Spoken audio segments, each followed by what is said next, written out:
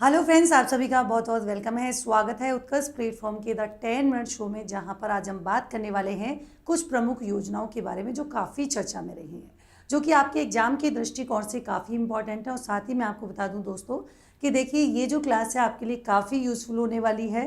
और सबसे इम्पॉर्टेंट बात कि यहाँ पर जो चर्चित योजनाएँ हैं उनके बारे में हम बात करेंगे। जैसे देखिए, अभी राजस्थान में जो है पीएम स्वनिधि योजना के क्रियान्वयन की बात करेंगे। हालांकि इसमें मैंने आपको पहले भी समझा रखा है कि देखिए, ये जो पीएम स्वनिधि योजना है अभी रिसेंटली काफ़ी चर्चा में रही है।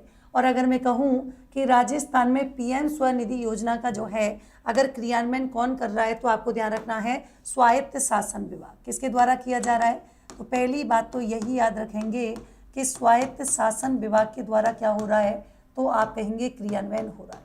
दूसरी बात यह है कि मैडम चर्चा में रहने का कारण क्या है, आखिर ये योजना चर्चा में क्यों रही। तो अभी मैं आपको बताऊं कि इस योजना के तहत यानी कि पीएम स्वनिधि योजना के तहत बात करेंगे तो 10 जून 2026 तक की बात करेंगे। कब की बात करेंगे, तो 10 जून 2026 की बात हम करेंगे। तो कितना, 439 करोड़ का जो है क्या है, तो आप कहेंगे करोड़ के ऋण को क्या किया जा सकता है, ऋण स्वीकृत हो चुका है। कितना है, तो ध्यान रखेंगे 439 करोड़ का ऋण जो है अभी तक क्या है, स्वीकृत हो चुका है 10 जून 2026 तक। और राजस्थान में इसका क्रियान्वयन कौन कर रहा है, स्वायत्त शासन विभाग के द्वारा यहाँ पर किया जा रहा है।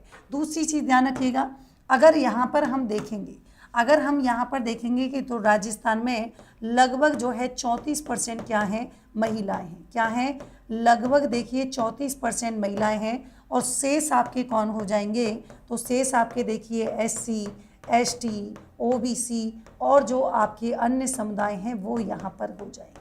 तो अगर आपसे पूछे कि महिलाओं की संख्या कितनी है इसमें, तो पात्र महिलाएं जो हैं वो 34%, बाकी आपकी एससी, एसटी, ओबीसी और क्या हो जाएंगे, अदर कम्युनिटी के लोग यहाँ पर हो जाएंगे। अब दूसरी बात आती है कि इस योजना के तहत अगर हम बात करें कि सबसे ज़्यादा जो आवेदन है वो हमको 5 जिले कौन कौन से हैं, तो ध्यान रखिएगा सबसे ज़्यादा अगर आपसे पूछे कि शीर्ष 5 जिले जहाँ से हमको सर्वाधिक आवेदन प्राप्त हुए हैं, 5 जिले जहाँ से हमको क्या है, सबसे ज़्यादा आवेदन प्राप्त हुए हैं, तो ध्यान रखिएगा कौन सा हो जाएगा। तो एक तो आपको ध्यान रखना है फर्स्ट नंबर पे कौन सा होगा, जयपुर। कौन सा हो जाएगा, फर्स्ट नंबर पे आपका जयपुर हो जाएगा। फिर आपके जोधपुर, बीकानेर कौन सा हो जाएगा, फिर आपके जोधपुर हो जाएगा। जोधपुर के अलावा तीसरा आपके कौन सा हो जाएगा, बीकानेर हो जाएगा। और बीकानेर के अलावा ध्यान रखिएगा, बीकानेर के अलावा कौन सा हो जाएगा, अजमेर और उदयपुर। कौन सा है, अजमेर और एक आपके कौन सा हो जाएगा, उदयपुर। अब बात आती है कि देखिए, ये जो पीएम स्वनिधि योजना है इसकी शुरुआत आपके कब की गई थी, तो आप ध्यान रखेंगे 1 जून 2020 को। अगर मैं आपसे कहूँ इस योजना की शुरुआत कब हुई थी, तो आप कहेंगे शुरुआत ध्यान रखिएगा 1 जून 2020 को ये जो है लॉन्च की गई थी। पहली बात तो मंत्रालय कौन सा हो जाएगा, तो यहाँ पर आपके 2 मंत्रालय याद रखने हैं। कितने याद रखने हैं, यहाँ पर आप जो है क्या याद रखेंगे, 2 मंत्रालय याद रखेंगे। कौन कौन सा, एक तो देखिए जी यहाँ पर आवास एवं शहरी मामले के मंत्रालय क्या हो जाएगा, तो एक तो आपका आवास एवं शहरी मंत्रालय क्या होगा, आवास एवं शहरी मंत्रालय।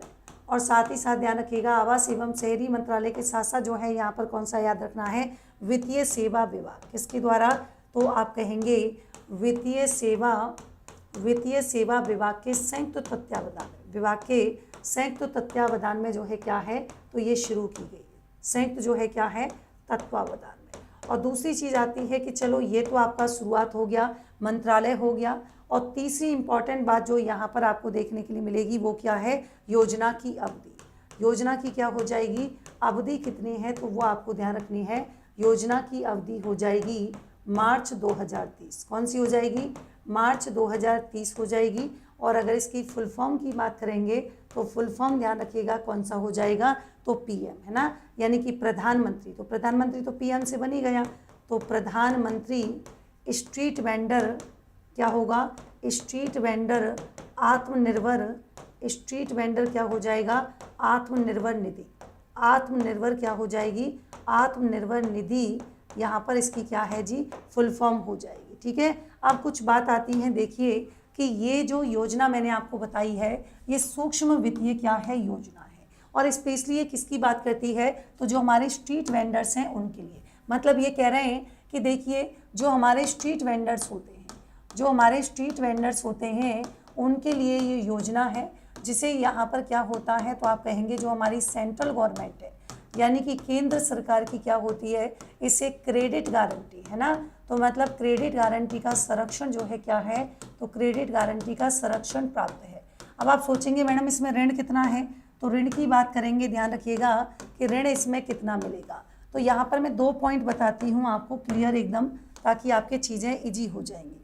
देखिए यहाँ पर जो है हम बात करेंगे किसके बारे में, तो यहाँ पर देखिए 3 चीज़ें बताती हूँ जो आपको ध्यान रखनी है, वेरी वेरी इंपॉर्टेंट। पहली बात तो जो इसमें ऋण दिया जाएगा, ऋण यहाँ पर चरणबद्ध तरीके से दिया जाएगा। कैसे, मतलब यहाँ पर 15,000 और यहाँ पर जो इसका ब्याज अनुदान की जो कौन होगी, पुनर्भुगतान अवधि होगी, ये कितनी हो जाएगी, 12 माह।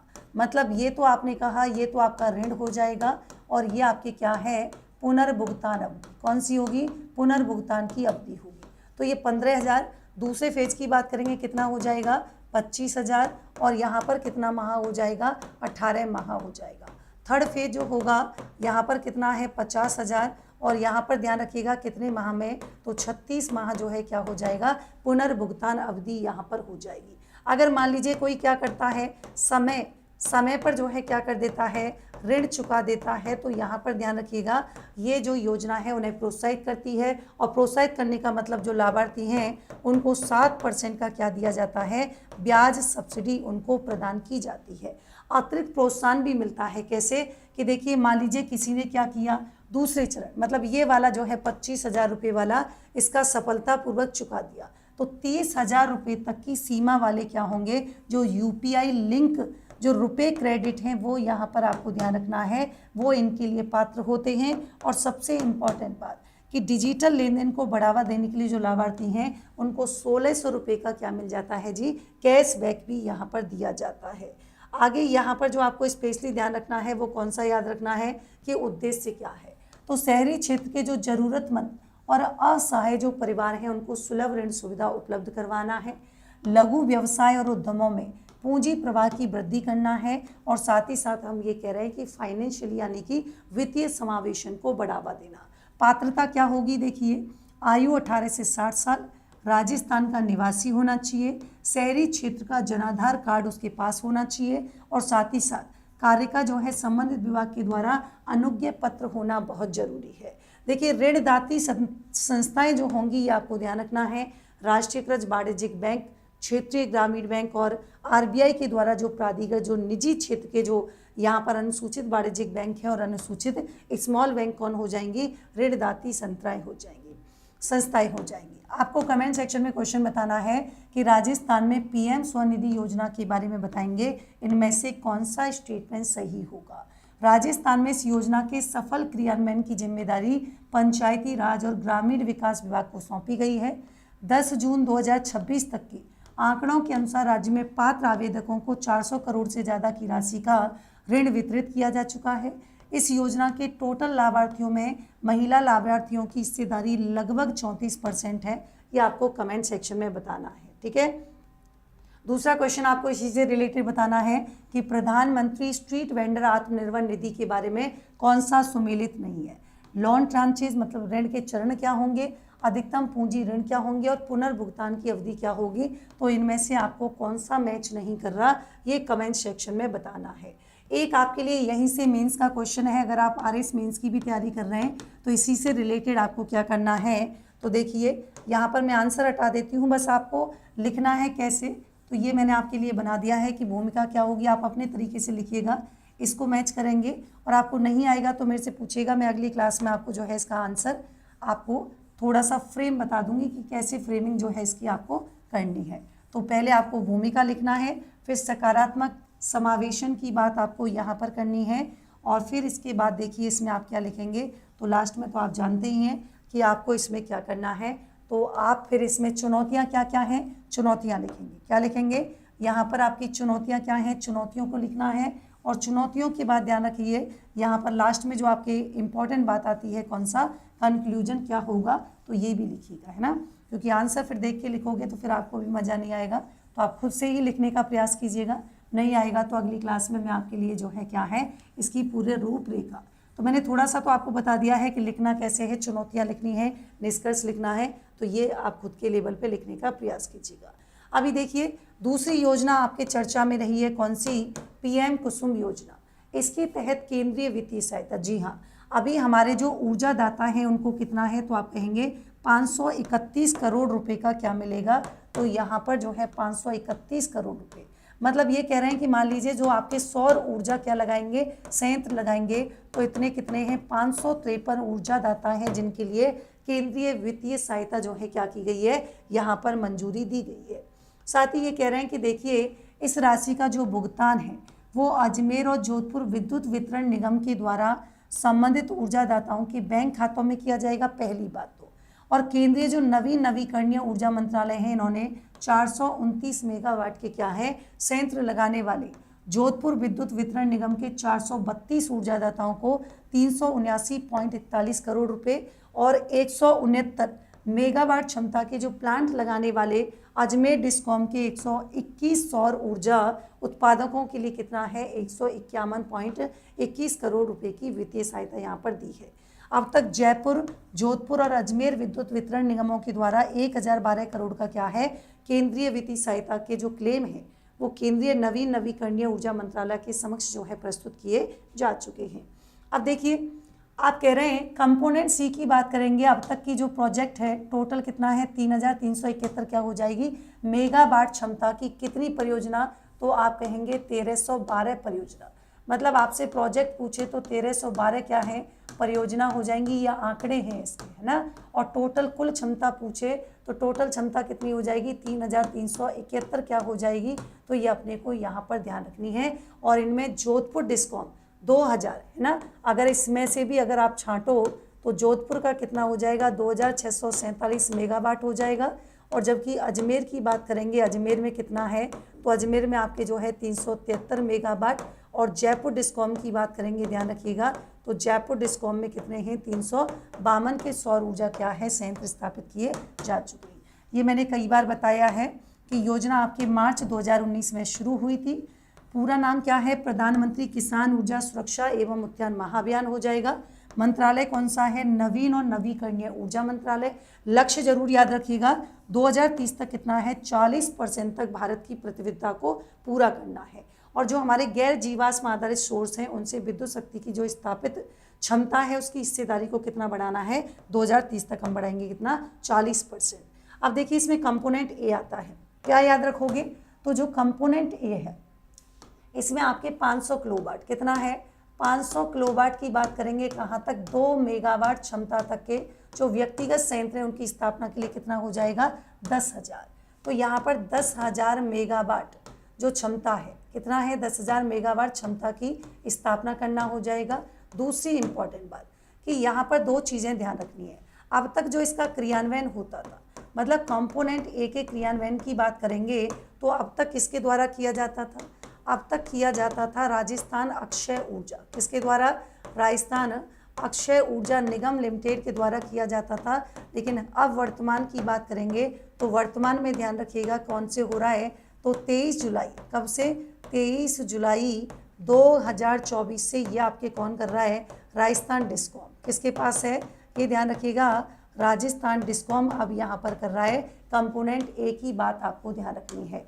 दूसरा आता है देखिए कौन सा, कंपोनेंट बी, इसमें आपके कितने आ जाएंगे, तो 20 लाख स्टैंड अलोन जो है सौर ऊर्जा चालित कृषि पंपों की स्थापना करना, और 3 से 10 हॉर्स पावर तक के क्या होंगे स्टैंड अलोन सौर ऊर्जा चले जो हैं आपके जो कृषि पंप हैं उनकी स्थापना का प्रावधान किया गया है। अब इसमें अधिकतम अनुदान दे जो है कब तक होगा, तो आप कह रहे हैं जिसमें 7.5 हॉर्स पावर तक के जो है क्या है उनके लिए मैक्सिमम अनुदान दे होगा। अब मान लो किसी के पास सिंचाई के लिए क्या नहीं है, एग्रीकल्चर यानी कि कृषि बिजली कनेक्शन नहीं है, तो डीजल आधारित मान लीजिए जो पंप सेट पर निर्भर हैं तो यहाँ पर सौर ऊर्जा पंप प्रणाली स्थापित करने के लिए भी पात्र हैं। अब इसमें होगा क्या, 2 चीज़ें हैं, देखिए यहाँ पर 40% कौन देगा, 40% यहाँ पर किसान देगा, और 60% यहाँ पर कौन दे रहा है, तो केंद्र सरकार और राज्य सरकार मिलकर, यानी कि केंद्र सरकार और राज्य सरकार का मतलब 30% इसका होगा, 30% इसका होगा, 40% किसका है, किसान। अब किसान इस 40% में से भी देखिए क्या कर सकता है, 30% जो है बैंक से लोन ले सकता है और 10% जो है क्या है, इसे स्वयं यहाँ पर देना होगा। तो 40% किसान देगा और 60% ध्यान रखिएगा सेंट्रल और आपके स्टेट, जो कि आपके 30-30 में क्या हो जाएगा, डिवाइड यहाँ पर होने वाला है। फिर बात आती है किसका क्रियान्वयन कौन कर रहा है, कंपोनेंट बी की बात करेंगे तो क्रियान्वयन किया जा रहा है किसके द्वारा, उद्यानिकी विभाग के द्वारा। कौन कर रहा है, उद्यानिकी विभाग यहाँ पर बोलो कौन कर रहा है, तो यहाँ पर क्रियान्वयन कर रहा है। फिर आता है कंपोनेंट सी, इसमें देखिए जो 5 किलोमीटर क्या होगा, ध्यान रखिएगा, जो आपके 5 किलोमीटर के दायरे की बात करेंगे तो जितनी भी हमारी क्या है, जो अनुपजाऊ भूमि है उस पर ध्यान रखिएगा। तो कितना किलोमीटर का दायरा है, 5 किलोमीटर का जो है आपका क्या हो जाएगा, दायरा हो जाएगा। और इस दायरे पर आप क्या कर सकते हैं, तो आप कह रहे हैं कि 5 मेगावाट कितना होगा, 5 मेगावाट के जो है क्या हो सकते हैं, विकेंद्रीकृत जो है, जो आपकी सौर ऊर्जा संयंत्र है वो यहाँ पर स्थापित किए जा सकते हैं, पहली चीज़। तो दूसरी चीज़ क्या है, देखो सब्सिडी कितनी दी जाएगी, 30%, कितनी मिलेगी, तो 30% यहाँ पर ध्यान रखिएगा सब्सिडी दी जाएगी। और यहाँ पर ध्यान रखेंगे पंप सेट कितने हैं, तो इनका लक्ष्य आपके कितना हो जाएगा, ये आपको ध्यान रखना है, ठीक है। तो लास्ट में क्वेश्चन है आपके लिए, इस क्वेश्चन का आंसर जो है आप क्या बताइएगा, कमेंट सेक्शन में बताइएगा। सो मिलते हैं नेक्स्ट सेशन में एक नए टॉपिक के साथ, तब तक के लिए thank you so much, take care, good night.